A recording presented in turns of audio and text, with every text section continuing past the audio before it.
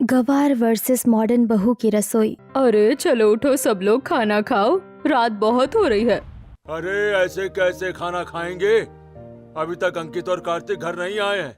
अगर भैया को काबू में लाना है ना तो शादी करवा दीजिए। जब भाभी 36 बार फोन करेंगी तब खुद टाइम पर घर में हाजिरी लगाएंगे। हाँ हाँ, ये आइडिया तो बड़ा मस्त है। अब तो मुझे भी लग रहा है बड़े बेटे अंकित की शादी करवा ही देनी चाहिए, छोटे का बाद में देखेंगे। तभी अंकित और कार्तिक ऑफिस से आते हैं। क्या हुआ मम्मी, क्या बात हो रही है? अरे आइए जनाब, आप दोनों की ही शिकायत हो रही है। देर से घर आने की वजह से अब अंकित भैया की शादी की बातें चल रही हैं। हाँ, अब पहले ये बताओ, बाहर किसी लड़की से कोई चक्कर तो नहीं चल रहा? अरे नहीं नहीं पापा, ऐसी कोई बात नहीं है। अगर आपको शादी इतनी ही जरूरी लग रही है तो आप जैसे कहेंगे उससे शादी करने के लिए तैयार हूँ। अरे हाँ हाँ बिल्कुल, अब देखो कोयले से कोहिनूर जैसी बहू चुन कर लाऊंगी। चलो अब सब खाना खा लो। फिर मोहिनी की बात सुन सभी खाना खाते हैं और अपने अपने कमरे में जाकर सो जाते हैं। फिर अगले दिन मोहिनी पंडित को फोन करती है। सुनिए पंडित जी, दरअसल मेरे बड़े बेटे अंकित की शादी करानी है। कोई अच्छी संस्कारी समझदार लड़की है क्या आपकी नजर में? वाह वाह वाह, क्या टाइमिंग है आपकी। अभी कुछ दिनों पहले ही कई अच्छे रिश्ते आए हैं, कुछ गांव की हैं और कुछ शहर की। सच में? फिर तो बहुत बढ़िया है पंडित जी, आप शाम को ही सभी की तस्वीर लेकर घर आ जाइए। जी ठीक है, जैसा आप कहें। इतना कहकर पंडित जी फोन रख देते हैं और फिर शाम होते ही घर में लड़कियों की फोटो लेकर दस्तक देते हैं। माँ देखो पंडित जी आ गए। अरे आइए पंडित जी बैठिए। ये देखिए, एक से बढ़कर एक लड़कियों के रिश्ते लाया हूँ। आप सोचते रह जाएंगे किसे अपनी घर की बहू बनाओ। इतना कहकर पंडित लड़कियों की फोटो दिखाना शुरू करता है। मोहिनी ध्यान से फोटो देखती है। ये देखो, कपड़ों से एक थोड़ी मॉडर्न है और एक संस्कारी लग रही है।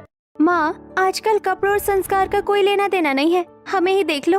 हाँ, बात तो सही है, आजकल समझना बड़ा मुश्किल है। बिल्कुल, ये लड़की बहुत अच्छी है, ऐसी लड़की ढूंढने से भी नहीं मिलेगी। फिर तो ये रिश्ता मंजूर समझिए, बस अंकित से पूछ लेती हूँ। इतना कहकर मोहिनी तुरंत अंकित को आवाज लगाती है। अंकित नीचे आकर फोटो देखता है। हाँ मुझे लड़की पसंद है, बाकी आपकी मर्जी। कार्तिक दौड़ता हुआ आता है और फोटो देखता है। ओह भैया के लिए भाभी पसंद की जा रही है, जरा मुझे भी तो दिखाओ कोई फोटो। इतना कहकर कार्तिक तुरंत फोटो देखता है। ये क्या हुआ भैया, ऐसे क्यों देख रहे हो, जैसे आपकी गर्लफ्रेंड हो? अरे नहीं नहीं, ऐसी कोई बात नहीं है। तो फिर तय रहा, हमें घर संभालने और रसोई संभालने वाली अच्छी बहू मिल गई। ठीक है, तब मैं लड़की वालों से बात करके बताता हूँ। इतना कहकर पंडित वहां से चला जाता है और सभी अपने अपने कामों में लग जाते हैं। फिर 2-3 दिन के बाद जब मोहिनी रसोई में काम कर रही होती है। माँ आज फिर वही रोज वाला घिसा पिटा खाना, कुछ तो चटपटा मिर्च मसाले वाला खाना बनाया करो ना। आने दे तेरी पत्नी को, उसी को रसोई सौंप दूंगी, तब बनवा कर खाना अपना चटपटा खाना। अंकित बिना कुछ कहे हल्का शर्माते हुए वहां से चला जाता है और मोहिनी सभी को खाना खिलाती है। तभी पंडित का फोन आता है। सुनिए बहन जी, एक जबरदस्त खुशखबरी है। लड़की वालों को आपका घर, खानदान और अंकित सब बहुत अच्छे लगे हैं। आप कल ही रिश्ता लेकर नागपुर आ जाइए। वाह, क्या चटपटी खबर सुनाई है आपने, मजा आ गया। इतना कहकर मोहिनी फोन रखती है और सभी को खुशखबरी सुनाती है। सच में? फिर तो कल बहुत मजा आएगा। ये खुशियाँ बाद में मनाना, पहले तैयारियां करो, कल रिश्ता लेकर जाना है। हाँ सब लोग तैयार रहना, अगर लड़की अच्छी लगी तो वही शगुन देकर शादी पक्की कर देंगे। मोहिनी की बात सुनकर सभी जल्दी जल्दी खाना खाते हैं और शगुन का सामान जुटाने में लग जाते हैं। अरे आइए आइए, आप लोगों को आने में कोई तकलीफ तो नहीं हुई? अरे नहीं नहीं, आपके घर आने में कैसी तकलीफ? हाँ लेकिन अब थोड़ी तकलीफ हो रही है, आखिर भाभी को बुलाया ही नहीं, उन्हें ही तो देखने आए हैं। मैं अभी लेकर आती हूँ। अरे तू अभी तक तैयार नहीं हुई, नीचे रिश्ते वाले आए हैं। ओहो माँ, मैंने कह दिया ना, मैं किसी और से प्यार करती हूँ, मैं ये शादी नहीं करूँगी। चुपचाप तैयार होकर नीचे चल, वरना मुझसे बुरा कोई नहीं होगा। रिश्ता तय हो गया है, अब शादी वही होगी जहाँ हम चाहेंगे। नहीं माँ, मैं नहीं करने वाली ये शादी, न ही मुझे लड़के से मिलना है। तू चल रही है या पापा को बुलाऊं? हाँ हाँ, पापा की ही धमकी दो, चल रही हूँ। करीना मुंह बनाकर तैयार होती है और नीचे हॉल में आकर सभी को चाय देती है। वाकई चाय बहुत शानदार बनाई है, लगता है रसोई का काम भी अच्छे से आता है। अरे रसोई का काम? हमारे घर की पूरी रसोई तो यही संभालती है, मुझे तो किचन में जाने ही नहीं देती। दाल मखनी से लेकर राजमा चावल सब कुछ बनाती है। राजमा चावल तो दूर की बात, बिना जलाए मैगी बना लूं वही बड़ी बात है। माँ क्या क्या बोल रही हैं। हमें तो ऐसी ही बहू चाहिए जो रसोई और घर दोनों संभाल सके। हमारी तरफ से रिश्ता पक्का है। तो हमारी तरफ से भी ये रिश्ता पक्का है। जब दोनों की तरफ से हाँ हो ही गई है तो मैं जल्दी ही शादी की तारीख निकलवा देता हूँ। फिर चट मंगनी पट ब्याह। इतना कहकर पंडित शादी की तारीख निकालता है और दोनों तरफ धूमधाम से शादी की तैयारियां शुरू हो जाती हैं। फिर एक दिन अरे बड़े दिन हो गए, किटी पार्टी में मीनाक्षी जी नहीं आई। अरे कैसे आएंगी, बेचारी की मॉडर्न बहू जो आ गई है। रसोई संभालना छोड़ो, रसोई में तांडव मचा रखा है। वैसे मोहिनी जी, आप भी बड़े दिनों से किटी पार्टी में नहीं आ रही हैं। अरे अब किटी पार्टी में तो मैं रसोई के काम की वजह से नहीं आ पा रही, लेकिन अब मैंने ऐसी बहू चुनी है अपने बेटे के लिए जो घर के साथ रसोई और सारी चीजें अच्छी तरह से संभालने वाली है। अच्छा, इतना क्या खास है उसमें? अरे बस एक बार घर में आ जाने दो, फिर देखना मैं रोज किटी पार्टी में आऊंगी। रसोई ऐसे संभालती है जैसे सालों का अनुभव हो, उसकी माँ ने खुद बताया है। इस तरह मोहिनी किटी पार्टी की सभी औरतों के सामने अपनी बहू की तारीफ करती है। कुछ दिन बीतते हैं और शादी का दिन आ जाता है। धूमधाम से सभी अंकित की बारात लेकर जाते हैं, लेकिन कार्तिक नहीं होता। वहीं दूसरी तरफ जब बारात मंडप में पहुंचती है और काफी देर हो जाती है, तब मुहूर्त बीता जा रहा है, आखिर दुल्हन कब आएगी? अरे इन लोगों को दुल्हन लाने भेजा था और ये खुद वहीं बैठ गए। मैं अभी लेकर आती हूँ। शर्मिला कमरे में जाती है और दरवाजा खोलते ही रुक जाती है। ये क्या, कमरे में तो दुल्हन ही नहीं है। कहाँ गई करीना? सभी लोग घबरा जाते हैं। तभी शर्मिला पास खड़ी चिट्ठी उठाकर पढ़ने लगती है। मैं ये शादी नहीं करूँगी, मैं घर छोड़कर जा रही हूँ। मैं किसी और से प्यार करती हूँ। आंटी, मैंने उसे रोकने की बहुत कोशिश की, लेकिन ये नहीं मानी और खिड़की से कूदकर भाग गई। क्या मतलब दुल्हन भाग गई? अब बारात लौट जाएगी? इतनी बड़ी सनसनी खबर। ये सुन रोहित जोर से चिल्लाता है और शादी में खड़े हर एक व्यक्ति को चीख चीख कर बता देता है, दुल्हन भाग गई, दुल्हन भाग गई। अरे ये क्या हो गया? बड़ी तारीफ कर रहे थे, अब देखो असली चेहरा। अभी दुल्हन के माँ बाप से बात करता हूँ। उनकी बेटी की वजह से हमारी इज्जत मिट्टी में मिल गई। तभी वहाँ पर दुल्हन के माता पिता आते हैं। देखिए, हम बहुत शर्मिंदा है कि हमारी बेटी इस तरह शादी से भाग गई, लेकिन हम क्या कर सकते हैं बताइए ना। अगर आपकी बेटी को शादी करनी ही नहीं थी तो पहले बता देते। इस तरह हमारी इज्जत का फालूदा बनाने की क्या जरूरत थी? अब उल्टे पैर जब बारात वापस जाएगी तो हमारी इज्जत का क्या होगा? तभी कृष्ण प्रसाद अंदर आते हैं। कोई जरूरत नहीं है बारात वापस ले जाने की। दादाजी, आप यहाँ? क्या लगा था तुम सबको मैं गांव में हूँ और तुम लोग चुपके से शादी करवा दोगे? मुझे पता नहीं चलेगा। अंकित की शादी उसी से होगी जिससे मैंने बचपन में तय की थी। सभी हैरान हो जाते हैं। तभी आराधना अपने माता पिता के साथ दरवाजे से अंदर आती है। आराधना ने रंग बिरंगा मोतियों वाला सूट पहना है। साथ ही उसने अच्छे से एक चोटी बांधी है जिसमें रिबन लगा है और इसकी चोटी सींग की तरह ऊपर खड़ी है। क्या मेरी शादी इससे होगी? हाँ, यही चचेरे भाई की बेटी आराधना है। शादी इसी से होगी। नहीं, मैं इस गवार को अपने घर की बहू नहीं बनाऊंगी। बारात लौटाने से तो अच्छा है इसे बहू मानकर शादी की रस्में शुरू करो। सभी सख्ते में पड़ जाते हैं और इज्जत के बारे में सोचकर अंकित की शादी गांव की गंवार लड़की आराधना से करवा दी जाती है। और फिर गृह प्रवेश के वक्त, वैसे तो मैं तुम्हें अपनी बहू कभी नहीं मानने वाली, लेकिन रस्में निभानी पड़ती है, इसलिए गृह प्रवेश करवा रही हूँ। ठीक बा, माई जैसन आप कहा। कोई जरूरत नहीं है मुझे माई कहने की, मम्मी जी कहो। ठीक बा मम्मी जी, आज से मम्मी जी ही कहूँगी। हे भगवान, कैसी मॉडर्न भाभी सोच रखी थी और कैसी गवार भाभी मिली है। जो उम्मीद लगा बैठे थे, ठीक उसका उल्टा हुआ है। वैसे एक बात तो है, भाभी थोड़ी फनी जरूर है। चोटी नीचे करो तो ऊपर उठ जाती है। आयुष की बात सुन सभी हंसने लगते हैं और आराधना गृह प्रवेश करती है। जाओ बहू, अपने कमरे में जाकर आराम करो। आराधना मुड़ती है, तभी दरवाजे से आवाज आती है, रुक जाइए सब, अभी एक हमारा गृह प्रवेश बाकी है। सभी पीछे मुड़कर देखते हैं तो करीना और कार्तिक शादी के जोड़े में साथ खड़े हैं। ये क्या, करीना और कार्तिक? ये तो वही लड़की है जिसकी शादी अंकित से तय हुई थी। ऐसा इसलिए हुआ क्योंकि मैं इससे प्यार करता हूँ। भैया की शादी तय होने के बाद मैं कुछ कह नहीं सका। हाँ मॉम, मैं भी इससे बहुत प्यार करती हूँ और शादी भी इसी से करनी थी, लेकिन रिश्ता तय होने की वजह से कुछ बोल नहीं पाई। ये सुन मोहिनी अचानक चक्कर खाकर गिर पड़ती है। ओह माय गॉड, कितना ड्रामा है। आराधना मोजा लेकर आती है और सुंघाने लगती है। ये क्या कर रही हो बहू? अरे मोजा सुंघावे से जल्दी होश आ जाला। ओह माय गॉड, सच में तुम सिर्फ लुक से ही नहीं बल्कि रियलिटी में भी गवार बहू हो। इन सब से अच्छा है डॉक्टर बुलाओ। तभी मोहिनी होश में आ जाती है। छी, इसे दूर रखो, ये गवारपन मुझसे नहीं सहा जाता। हाँ वही तो, वैसे मॉम, अगर आपकी नौटंकी बंद हुई हो तो मैं जा रही हूँ। करीना मुंह बनाकर इतराते हुए निकल जाती है। मम्मी जी, अब आप ध्यान रखिए, हम कमरे में जाते हैं। बहू, तुम ये भोजपुरी मत बोलो। ये सब सिर्फ गांव की लैंग्वेज है। शहर में अगर ऐसी बातें करोगी तो सब गंवार ही कहेंगे। अच्छा ठीक है, तो हम हिंदी में बात करने की कोशिश करेंगे। इतना कहकर आराधना अपने कमरे में चली जाती है और बाकी सभी सो जाते हैं। फिर अगली सुबह आराधना नहा धोकर नई दुल्हन की तरह तैयार होती है और सभी के पैर छूती है। खुश रहो, खुश रहो। सदा सुहागन रहो। आराधना झुककर अंकित के पैर छूती है। सभी हैरान हो जाते हैं। अरे ये क्या, भैया के भी पैर? मेरी माँ कहती थी कि पति परमेश्वर होता है, इसीलिए उनके पैर भी छूने चाहिए। बहू, ये सब पुरानी बातें हैं। शहर में ऐसा नहीं करते। और हाँ, मुझे भी ये सब बिल्कुल पसंद नहीं है। मुझसे दूर ही रहो। वैसे भी अगर तुम्हें कहीं बाहर लेकर चला गया तो मेरे दोस्त सिर्फ मेरा मजाक ही बनाएंगे। इतना कहकर अंकित गुस्से में कमरे में चला जाता है। आराधना उदास हो जाती है। बहू, परेशान मत हो। जाओ, अपनी पहली रसोई करो। आराधना किचन में आती है और इधर उधर देखती है। अरे गैस कहाँ है?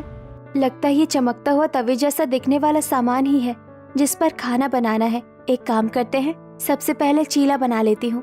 ये सोचकर आराधना चीला का घोल बनाकर सीधे इलेक्ट्रिक गैस पर डाल देती है, जिसकी वजह से चीला चिपक जाता है। हे भगवान, ये क्या, चीला तो चिपक गया। इसे छुरी से निकालने की कोशिश करती हूँ। फिर आराधना छुरी लेकर इलेक्ट्रिक गैस को खुरचने लगती है। खुरचने की आवाज सुनकर मोहिनी और कीर्ति किचन में आती हैं। अरे बहू, ये क्या कर दिया? कोई इलेक्ट्रॉनिक गैस पर ऐसे चीला बनाता है क्या? मम्मी जी, मुझे लगा यही चूल्हा है, मैं निकाल रही थी। अब लग रहा है माँ, सच में आपकी एक बहू पूरी गवार ही है। मम्मी जी माफ कर दीजिए, आइंदा ऐसा नहीं करूँगी। आइंदा मौका ही नहीं मिलेगा। चल मेरे साथ, तू रसोई नहीं संभाल सकती। मोहिनी आराधना को किचन से बाहर ले जाती है। तभी दरवाजे पर करीना आती है और सबको देखती है। ओह माय गॉड, मेरा तो सिर दुख रहा है। आप लोगों ने मेरे कमरे में कॉफी क्यों नहीं भेजी? तू इस घर की बहू है और आज तेरी पहली रसोई है। हम क्यों तेरे कमरे में कॉफी बनाकर भेजे? तभी कार्तिक पास आता है और धीरे से समझाता है। अरे ओ मैडम, ये तुम्हारा मायका नहीं ससुराल है। चुपचाप जाकर पहली रसोई करो, वरना मेरे घर वाले तुम्हें एक्सेप्ट करने की जगह एक्सपायर कर डिवोर्स दिलवा देंगे। और इस बारे में हमारी पहले ही बात हो चुकी है। अच्छा ठीक है, गुस्सा मत करो, जा रही हूँ। वो मैं भूल गई थी। करीना किचन में जाती है और मोबाइल निकालकर वीडियो देखने लगती है। हे भगवान, मुझे तो कुछ बनाना नहीं आता। माँ ने सबके सामने इतनी लंबी लंबी बातें कर दी। अब मैं फंस गई हूँ और कार्तिक के प्यार के लिए न जाने क्या क्या करना पड़ रहा है। करीना बड़बड़ाते हुए YouTube देखकर सब्जी बनाती है और कुछ ही देर में सभी को अलग अलग पकवान बनाकर खिलाती है। ये रोटी भी जल गई, लेकिन कोई बात नहीं, यूनिक रोटी है, मेरी तरह मॉडर्न। वैसे भी रोटी गोल होना जरूरी थोड़ी ना है, और फिर दोबारा मेहनत कौन करे। करीना जली हुई सब्जी और पाकिस्तान के नक्शे जैसी रोटियां सभी को डाइनिंग टेबल पर सर्व करती है। ये क्या करीना, तुमने सिर्फ पापड़ बनाया है, वो भी जला हुआ? रोटी कहाँ है? भैया, ये रोटी ही है, आपकी पत्नी के हाथों की स्पेशल रोटी। आप सब मजाक उड़ाना बंद कीजिए, क्योंकि मैं दोबारा खाना नहीं बनाने वाली, और इतनी मेहनत से मैंने खाना बनाया, सबको ये खाना तो पड़ेगा ही। करीना की बात सुनकर सभी जैसे तैसे आधी कच्ची पक्की रोटी और नमक वाली सब्जी खाते हैं। फिर दोपहर में, हे भगवान, आज तो रसोई करके मेरी कमर ही टूट गई। ये सब मुझसे रोज नहीं होगा, कुछ तो करना पड़ेगा। तभी फोन बजता है। करीना फोन उठाती है। अरे सुन, मैंने अपनी रसोई एकदम मॉडर्न करवा ली है। मेरे किचन में एसी लगा है, संगमरमर लगवाया है, पूरा फैशनेबल किचन बन गया है। सच में? तेरे ससुराल वालों ने इतना महंगा किचन बनवा दिया? और नहीं तो क्या, तेरी दोस्त किसी से कम है क्या? जिद कर दी थी मैंने, खाना ही नहीं बनाऊंगी, फिर बनवाना ही पड़ा। चल अब रखती हूँ, सास बुला रही है। फोन कट जाता है। करीना मुस्कुराती है। अब आया मजा, ये जबरदस्त आइडिया है रसोई से बचने का। वहीं दूसरी तरफ आराधना और कृष्ण प्रसाद। ठीक है बहू, कोई बात नहीं। अगर तू चूल्हे में कंफर्टेबल है तो बना ले बहू, रसोई के बगल में अपनी चूल्हे वाली रसोई।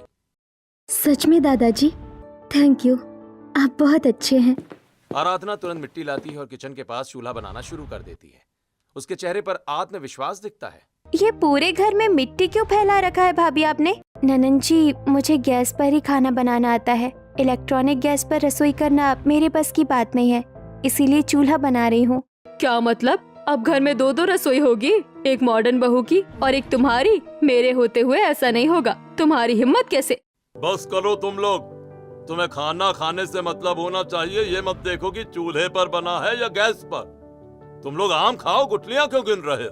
ये ससुर जी भी ना, उनकी वजह से इस गवार बहू को और अब उसकी रसोई को भी झेलना पड़ेगा। कृष्ण प्रसाद के फैसले के आगे कोई कुछ नहीं कह पाता। सभी अपने अपने काम पर लग जाते हैं। फिर रात को अरे बहू, तू अभी तक यहीं बैठी है? तुझे खाना नहीं बनाना क्या? गवार बहू के लिए तो चूल्हा बन गया, लेकिन मेरे लिए मेरे जैसा मॉडर्न किचन कब बनेगा? क्या मतलब है तेरा? मतलब साफ है, मैं रसोई में तभी कदम रखूंगी जब किचन पूरी तरह मॉडर्न होगा, अच्छे डिजाइनर से डिजाइन होगा, महंगा संगमरमर और हर चीज हाई क्लास होगी। माइक्रोवेव, डिशवॉशर, सब कुछ होना चाहिए। हे भगवान, एक से बढ़कर एक बहू मिली है। कोई चूल्हे पर खाना बना रही है तो कोई मॉडर्न किचन की डिमांड कर रही है। पता नहीं कहाँ फंस गई मैं। माँ परेशान मत होइए, कुछ दिनों में इनका जुगाड़ भी हो ही जाएगा। चलिए छोटी भाभी के हाथ का खाना खा लेते हैं। फिर सभी बैठते हैं और आराधना का बनाया खाना खाते हैं। वाह भाभी, क्या स्वाद है। ना नमक ज्यादा ना मिर्च, बिल्कुल परफेक्ट। धन्यवाद। बस अब यही अच्छा है, ये चूल्हे पर खाना बनाती रहे और मैं आराम से रहूं। ये लोग मेरे लिए इतना महंगा किचन थोड़ी बनवाएंगे, लेकिन इसकी इतनी तारीफ मुझसे बर्दाश्त नहीं हो रही। सभी खुशी खुशी खाना खाकर अपने अपने कमरे में चले जाते हैं। इसी तरह फिर अगली सुबह अचानक सभी के कमरों में एक अजीब सी बदबू फैलने लगती है। छी, ये कैसी बदबू है? दूसरी तरफ करीना उठती है और नाक पकड़ती है। उफ, ये क्या है? ऐसा लग रहा है जैसे गोबर की बदबू हो। नीचे जाकर देखती हूँ। एक एक करके सभी लोग नींद में उठकर हॉल में आते हैं और हैरान रह जाते हैं, क्योंकि वहाँ आराधना गोबर से पूरे हॉल को लीप रही थी। अरे ये क्या कर रही हो तुम? आज शुक्रवार है मम्मी जी, गोबर से घर लीपने से घर में लक्ष्मी आती है। तभी करीना बड़बड़ाते हुए आधी नींद में वहाँ आती है। आज तो मैं इसे नहीं छोड़ूंगी, मेरी नींद खराब कर दी। तभी करीना फिसलकर गोबर पर गिर जाती है। उसका चेहरा गोबर से भर जाता है। अरे वाह, मॉडर्न भाभी का तो फेशियल भी देसी स्टाइल में हो गया। भाभी, ये तो नेचुरल स्किन केयर है, फ्री में मिल गया। सभी जोर जोर से हंसने लगते हैं। करीना गुस्से में उठती है और चेहरा साफ करती है। फिर शाम को मैं पार्लर जा रही हूँ और आते वक्त शॉपिंग भी करके आऊंगी। लेकिन बहू, अभी तो 15,000 की ऑनलाइन शॉपिंग की थी। मैं अपने पति के पैसे इस्तेमाल कर रही हूँ, आपके नहीं, जो आप मेरे खर्चे गिन रही हैं। ये रोक टोक आप अपने लिए रखिए, मैं जैसी हूँ वैसी ही रहूंगी। करीना इतराते हुए चली जाती है। हे भगवान, कैसी बहू मिली है, न घर संभालना न रसोई, बस पैसे उड़ाना और एटीट्यूड दिखाना। तभी कृष्ण प्रसाद आते हैं। बहू, तुम बहुत दिन से कहीं गई नहीं हो, जाओ शॉपिंग करके आओ। आराधना सिर हिलाकर शॉपिंग के लिए निकल जाती है। कुछ देर में आराधना बाजार पहुंचकर मॉल में बहुत पैसे लगेंगे, दुकान से ही अच्छे और सस्ते कपड़े ले लेती हूँ। आराधना सादगी और समझदारी से कपड़े खरीदती है, तो वहीं दूसरी तरफ पैसों की चिंता मत करो, कपड़े दिखाओ, 2 लाख के भी हुए तो ले लूंगी। इस तरह करीना लाखों की शॉपिंग करती है और आराधना हजारों की भी नहीं। फिर दोनों घर लौटती हैं। ये लो, 10 लाख का बिल है, पे कर देना। हे भगवान, इतनी खर्चीली पत्नी। वैसे मम्मी जी, ये पैसे बच गए, दुकान से ही शॉपिंग कर ली। मैं इसे गलत समझता रहा, लेकिन ये तो कितनी अच्छी है। और फिर लुक में क्या रखा है, गांव की है तो वैसी दिखेगी ना। एक काम करता हूँ, कल ही पार्लर का अपॉइंटमेंट बुक कर लेता हूँ। ये सोचकर अंकित पार्लर का अपॉइंटमेंट बुक कर लेता है और अगले ही दिन अपने साथ आराधना को लेकर पार्लर जाने लगता है। पूरे रात से तुम अपना घूंघट मत हटाना और ना ही किसी को बताना कि तुम मेरी पत्नी हो, क्योंकि अगर तुमने जबान खोली तो मेरी इज्जत मिट्टी में मिल जाएगी। इस तरह अंकित अपनी पत्नी को छिपते छिपाते लेकर पार्लर पहुंचता है, तो वहीं दूसरी तरफ बहू, तेरी डिमांड पर हमने तेरे लिए मॉडर्न रसोई बनवा दी है, चल देख। क्या मॉडर्न रसोई? तुम वैसे भी इतना खर्च करती ही थी, तो मैंने सोचा क्यों ना तुम्हारी मॉडर्न रसोई पर भी थोड़ा खर्चा कर दिया जाए। अब तेरी पसंद की रसोई तैयार है, अब तू आराम से खाना बनाकर खिलाना। इतना कहकर सभी बहुत ज्यादा खुश हो जाते हैं और वहाँ से चले जाते हैं। हे भगवान, मैं तो इस रसोई से बचने के लिए बहाना कर रही थी, अब तो सच में बनाना पड़ेगा। अपनी मॉडर्न रसोई देखकर मॉडर्न बहू बहुत ज्यादा परेशान हो जाती है। और अब एक तरफ गंवार बहू अपने चूल्हे पर, तो वहीं मॉडर्न बहू अपनी मॉडर्न रसोई में खाना बनाती है। फिर अगले दिन बताओ भाई, इस महीने रसोई का खर्च कितना हुआ? ज्यादा नहीं, बस 50,000 का राशन है। क्या 50,000? इतना खर्च और ढंग का खाना भी नहीं नसीब होता। वैसे बड़ी बहू, तेरा क्या खर्चा है? मेरे रसोई का खर्चा बस 5 से 10,000 के बीच है। इतना फर्क? जो इतना टेस्टी खाना बनाती है उसका खर्च कम, और जो ठीक से बनाती भी नहीं उसका इतना ज्यादा। फिर इस तरह से रसोई के खर्चों का हिसाब किया जाता है। और फिर अगले दिन मैंने सोचा था बहाना बनाकर बच जाऊंगी, लेकिन इन्होंने तो सच में किचन बनवा कर दे दिया। करीना सब्जी चलाती है, तभी धुआं उठने लगता है। अरे शिट, ये सब्जी फिर जल गई। करीना जल्दी जल्दी टमाटर काटती है, फिर कुछ और चीजें डाल देती है। दूसरी कढ़ाई भी जलने लग जाती है अरे ये भी जल रही है, अब क्या करूं? ऊपर से पूरा किचन इतना गंदा हो गया, काम करने का मन ही नहीं करता। किचन में गंदगी फैल जाती है, मक्खियां भिनभिनाने लगती हैं। तभी मोहिनी अंदर आती है। अरे बहू, अभी कुछ दिन पहले इतना महंगा किचन बनवाया और तूने इसकी ये हालत कर दी। किचन ही तो है, काम होगा तो गंदा होगा ही।